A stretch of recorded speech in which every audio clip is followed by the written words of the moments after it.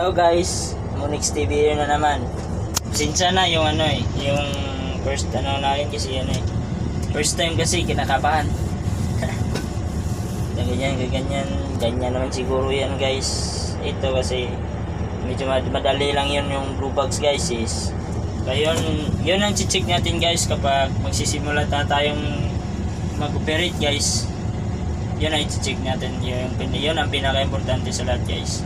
Sa unit natin wala namang brake guys pero sa iba driver kasi yan na guys sa ibang sasakyan din meron yan kasi sa atin guys sa bago excavator guys wala yan wala tayong brake.